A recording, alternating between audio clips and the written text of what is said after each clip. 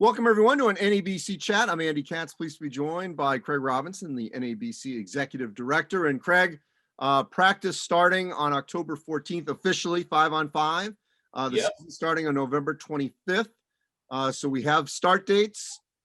Schedules are still being formulated, though, so we don't know yet the whole layout of the non-conference and conference season.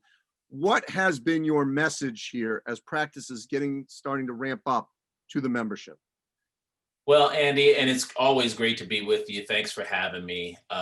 It's the message is, look, everyone, it's taken a lot of work for us to get this far, but we still have a ways to go. And you guys should know, the folks out there, the level of collaboration between our coaches, the NCAA leadership and stakeholders, conferences. And thanks to our new NABC Player Development Coalition, student athletes, it's never been stronger. And what we're trying to make sure everybody is aware of is that first and foremost, our priority is the health and welfare of our student athletes, our coaches, our staffs, and our community. But the real message is that this is gonna be a season like no other. Try and be as flexible as you can. Be prepared for starts and stops, and the real goal is to get to the NCAA tournament and have a season that is meaningful for our student athletes. Yeah, I think we all believe that the tournament's going to happen in some form or fashion. If they ultimately have to bubble it, they will. It's all about the regular season to get to that point. And as you said, make it meaningful enough. There's that Thursday call. You've got the NABC board. There's a lot more engagement, it seems, especially through Zoom and visually, with all the stakeholders, including obviously Dan Gavitt and other NCAA members. How has that been going since you took over in terms of hearing different opinions of trying to put this season together? Well, I have to say, Dan Gavitt and his entire staff, along with the rest of the folks at the NCAA, have been extremely transparent, open to ideas that our coaches have had. There's a lot of give and take back and forth. You mentioned our Thursday meetings with the NABC ad hoc committee on basketball issues. That's a high level discussion on the game. I think, we all are like, want to listen to what the doctors say and work together from that standpoint. A lot of discussion has been on the mental health of our players and our coaches and staffs. So that's really good to hear, but it's been a real, I used this word earlier, it's been really collaborative. It's been really transparent. And it's you can tell that our groups are working well together. So in terms of some practical aspects, let's first deal with the players. What have you heard from that Players Council about aspects of this upcoming season and maybe beyond, but especially this season, of how they want to have their input be heard and maybe aspects of the season that they want to see going forward for a safe season? I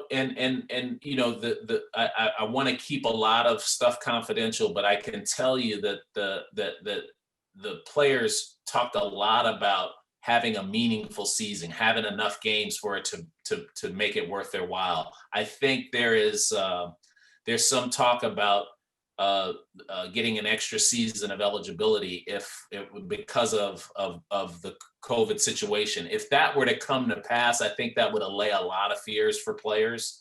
I think they're like players. They really want to play, right? So, I don't get the feel that there are many guys who would want to sit out unless they weren't having some sort of meaningful season. But, this is such a small group of guys. I don't want to try and extrapolate that to the whole population. But the other thing is that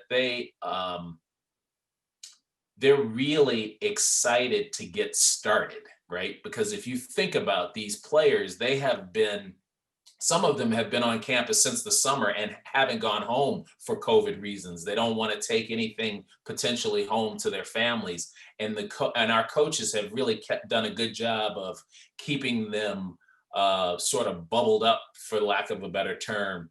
And our coaches are really aware of their mental state and emotional state, and trying to do a lot more team bonding activities, group activities, and the like. Um, but I think the players are as excited as the coaches are for getting the season started.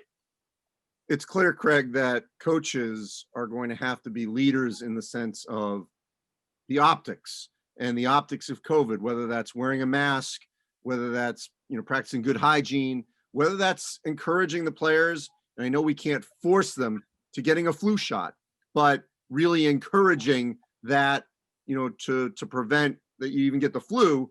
So it's not masked that you would have COVID.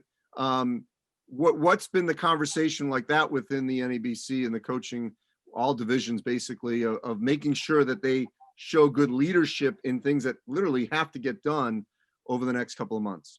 Yeah, that's a really good point, Andy. And we emphasize that coaches are sort of the in a position to have a huge voice and a real leadership position on different issues.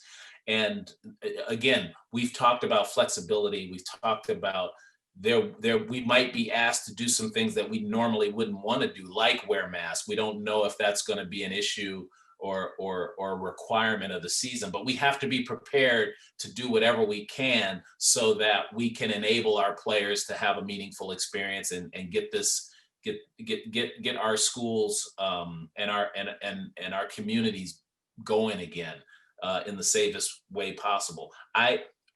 Again, I know it sounds like I'm repeating myself, but uh, a lot of our members are really open to whatever we need to do to make this right, and to do it the right way. Craig, one thing I've heard from coaches too, and they see what's the success of the NBA, and they see the coaches down in the bubble. I think 90%, aren't wearing masks. The players obviously aren't wearing masks, but they're in a bubble, and the Yeah. officials aren't wearing masks. How do you make sure that they understand? Okay, that was a unique situation where it's funded, testing, everything. They're not leaving, versus what the college experience will be this upcoming season, where there's a lot of coming and going, and you cannot compare the two in terms of how you handle yourself COVID related. Absolutely right. And you hit it on the head. That is going to be our job collectively, my job specifically as sort of the head of the NABC, to make sure everyone understands we can't afford, nor do we have the capability to do an NBA type bubble. So I think most of our membership understands that. We're going to keep sort of pounding away at that message. And we've been advised by the doctors the best way that we can get through this season is by all of us holding ourselves, our own coaches, our own teams accountable for doing the right thing. And if we can all be in our small subsets or pods or whatever you want to call it, our teams, and we behave correctly in those environments, we can pull this off with very minimal disruption. I can't think of a more situation that Dr. Fauci, for example, would say, no, don't do that, than the coach official confrontation. There's a lot of spitting, there's a lot of yelling back and forth when the official goes to meet the coach, or vice versa. Sometimes the game takes over. I would assume, but you help me out here, that both would have to be masked, and that relationship's going to have to be different this season because you can't be spitting on each other. Right, Andy. And I'll say nothing has been decided yet. A lot of the basketball oversight committee, which I sit on, recommendations will go to the council, and the council will vote on stuff. But just to give you an idea of how the NABC is trying to help this process, I'm trying to work with JD Collins, who's the head of officials, and have him come in and talk to some of our folks about just what you're talking about. This year is going to be a different year. There's going to have to be a different way of communicating because of COVID. And as a result, Andy, of COVID, with no one in the stands, but games being televised, you will hear every single thing that a coach says to an official, a player says to a coach, coach says to a player. So we have to re-educate our membership on sort of Decorum. comportment. Yeah, decorum or comportment. So a lot of these things we're going to message to our members over and over again. But I'll have more information once JD and I get together, sort of in a non-committee environment, and I'm sure he's going to have some recommendations that I can pass along to our coaches. And what are the chances we could see, electronic whistles versus, your traditional whistle? Yeah, Andy, I think when, in talking to JD and talking to Dave Gavitt, who's done a great job, everything's on the table. Everything's on the table to make this work. I think even sort of electronics, which you never see on the bench, that might be something we might have to take a real close look at, just to maintain social distance and not to have as many people around the table who are passing out stats and touching stats. And so I think this is an opportunity for the game to sort of evolve. So you could see electronic whistles, you could see refs wearing masks, maybe you could see coaches wearing masks, and you could see a lot of different things. I know what you're going to see is a different socially distanced bench. That was something that the doctors have recommended highly, and I think that everybody can understand that. Yeah, and we've seen that with the NBA and the WNBA. And there's some discussion, obviously, maybe having the stat crew on the opposite side, maybe everyone getting an iPad.